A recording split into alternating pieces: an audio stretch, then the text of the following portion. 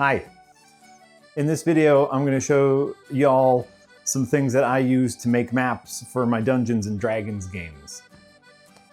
Oh, it's these guys right here. They're dice. We'll show them later.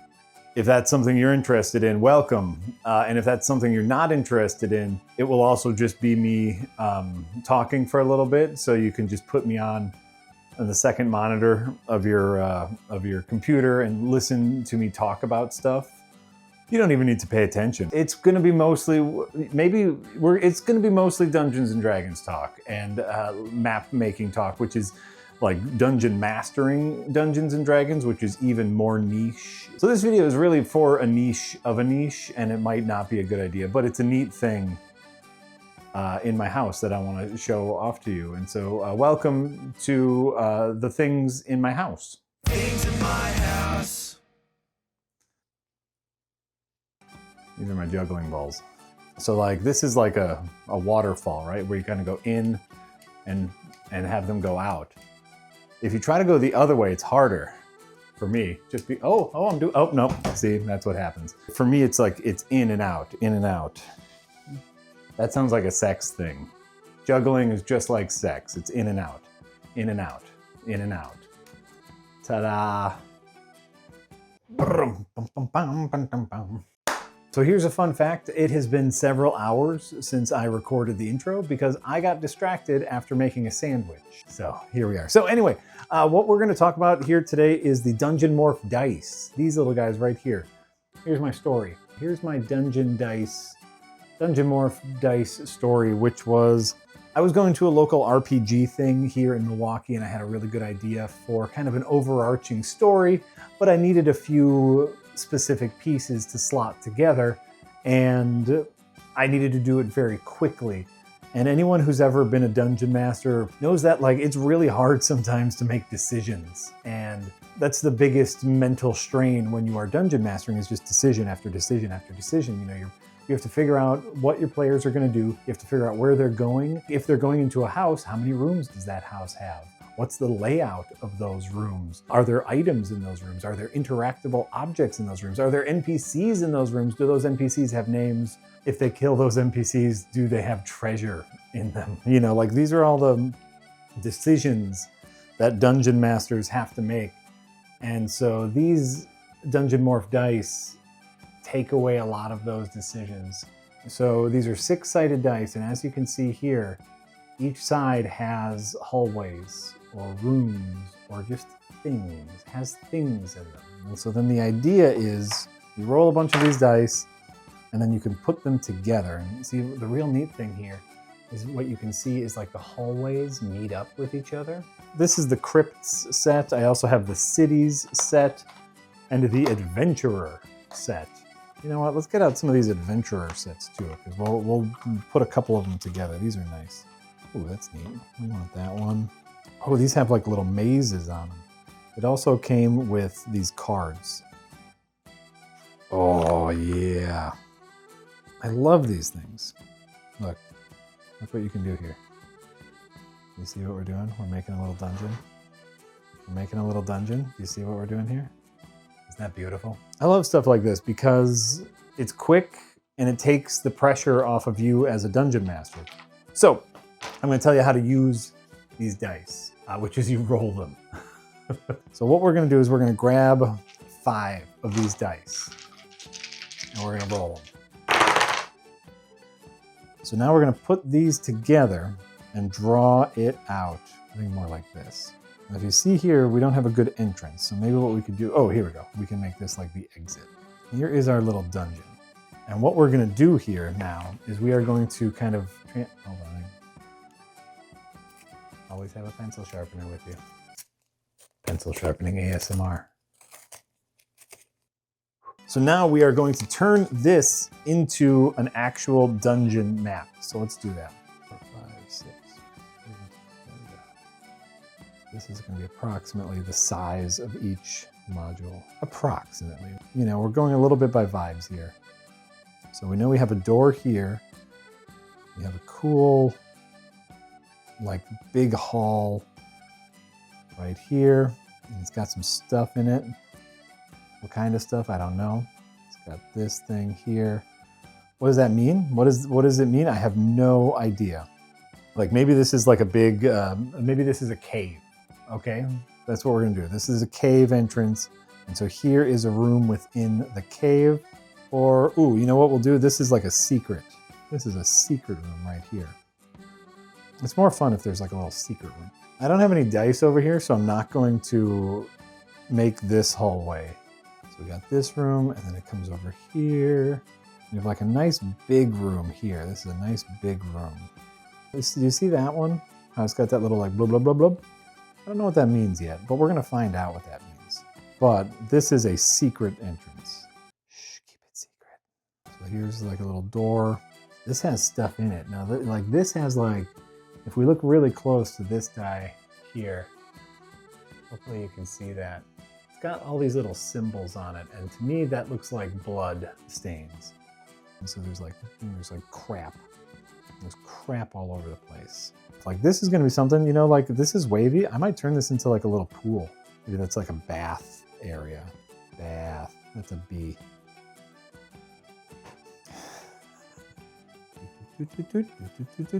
So now this is neat. I like this, whatever that spiral is. What that means, we're gonna figure out. This is part of the fun. This is part of the fun because figuring out what's in the world can be fun, but sometimes figuring out how the world is shaped sucks. We're just figuring out what's in the world here. So we're gonna put all these little polypy things around there, and we'll see what that means. Got this wall thing here and here. And then we get out here and here, and we get like a little hallway, like a bigger room.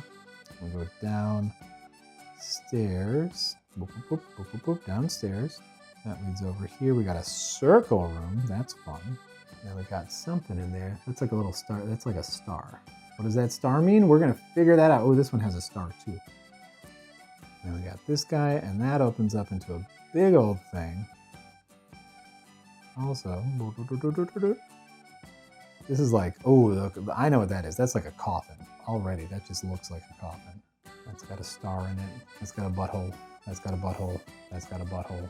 Because this is our final one, you could end it here. So like, oh, here's the cave. Here's how you get in. Here's the end of it. That's easy. I think I'm gonna add like a little, maybe a secret tunnel. And then boop, boop, boop, boop, boop, boop, stairs. Where do the stairs go? You get to figure that out yourself. So in about 10 minutes, I have a map. So when my players come to the table, I can say, there's a cave. In that cave, oh, you go down a narrow hallway and there's a larger room. In my head, the hard part is over. We have a place for them to explore. All the stuff now that you can put in that place, that's what makes it an adventure. And sometimes you can just wait for them to say, oh, I hope we find a goblin pancreas. And you go, oh, there's a goblin pancreas right in there. This right here, that's a goblin pancreas. That's not how you spell pancreas, but I don't care. So on the back of these guys here, there's the map key. And so all these maps have little symbols on them, and this map key will help give us clues as to what we want to put in there. For example, they have this one that's called statue, but that doesn't necessarily look like the buttholes that we made, but they could be. They could be buttholes. This is a coffin, because that's cool. Coffin. That's a coffin right there. Boom. We know that that is a coffin. What do we think these buttholes are? They say statues, because they're not buttholes, they're stars. And star equals statue. We have 3 of them, so it could be statue, statue, statue. Oh, that's a puzzle. Oh, that's a puzzle. By the way, we're making up a little battle map for you. You can take this battle map if you want to. I think it'll be fun. We'll make a little key here. This is statue. And we'll make these a little puzzle. Maybe, oh, okay. We have to unlock the coffin. That's what it'll be. This one here, this is a stone statue of, let's see here. I mean, it's a coffin. Do we want to make it a Dracula? We are not reinventing the wheel here. We're gonna make it a Dracula. But you can do whatever you want with this. This is just what I'm making it. I'm making it a Dracula. See, and now it's like, do we not make it a Dracula? That's what it is. Okay, so there is this is like a cave of wealthy aristocrats that have pretended there's a Dracula and they need to appease the Dracula, so they're like collecting money, but really they just keep it for themselves. Oh, that's the okay. Wealthy dickheads pretend there's a Dracula. Boom. That's the hook. So your players go into town. Oh, there's a Dracula, and we have to keep the Dracula happy. Give me your money. Your players investigate. There's no Dracula at all. This is going to be a statue of the Count, and the Count is going to be like in a certain pose: arm up, arm down, leg, holding a staff. And then they'll have to like match these statues to this statue to unlock the coffin that's full of the town's treasures. This is great. This is great. We're doing great. So now that we know that this is like the hangout of the cult of aristocrats, that means this might be like their sacrificing chamber. Anyone who like doesn't believe in the power of Dracula like comes here. Ooh, okay, so we'll add like a little like grate. That's a blood drain. That's a goblin pancreas. I already made a goblin pancreas. Because why not? That's a goblin pancreas. They bring people in here. Oh, the bath. Oh, like because they have to like sacrifice virgins or whatnot. Oh, because this is a sex cult. Why not? Or whatever. And then this is just going to be kind of their inner sanctuary. So this area is more of a security checkpoint. This is a prep area. This is a ritual area. Oh, we made a secret wall, right? A bad guy in here. Oh, you can make it like one of those paintings in Scooby-Doo, where it's like a head with the eyes missing. That's stupid. I love it. Oh, there we go. So like, yeah, here's like a painting, and you know, guys behind it. So that's an area that you can have your players do like perception checks or investigation checks. Where like, oh, there's a painting of an ancient Dracula here. If they nail their history check, if they get like a over 18, over 20 history check, it's like, you've never heard of this Dracula. If they like rock an investigation check, you can say the eye holes are cut out of this painting. Now you can get behind it. That's great. So that's great. If your adventurers find the cave, this is where maybe some of the wealthy aristocrats would hang out as a way to like deter people from coming in. Oh, you know, set up the lore. The Dracula is about to wake up. We can't have you guys come in here. So then we have this area here. This is going to be more prep area for the ritual. So this is a prep area. So, you know, maybe some cubbies. You know, this is like storage, weapons. Then in here, where the goblin pancreas is. Yeah, we'll put a bunch of long tables. So these guys are medical tables. And so maybe as part of these wealthy people's, you know, because they got to sell that a Dracula's here. And so maybe every once in a while they have to kidnap someone from town and like drain their blood, because the Dracula is fake, but the killing is real. That's what we're going with. So we have like all sorts of viscera and whatnot, and then we have the medical tables, and we got the little bath to, you know, either, you know, wash off medically or wash off virgin sacrifices if we want to go that way. So then this area, boop, boop, boop, these are pillars. And on the pillars, what we'll say here is that there is like plaques. Ooh, these are fresh. They're like the lore of the Dracula. This Dracula is a bad guy, and oh, he's lived for hundreds of thousands of years. But to your players, again, if they do a good investigation check, you can be like, but these plaques were made like 6 months ago. These are fresh plaques. They wouldn't have had the technology to make these plaques 1,000 years ago when they say this Dracula came about, right? And then this is like, maybe it's like a blood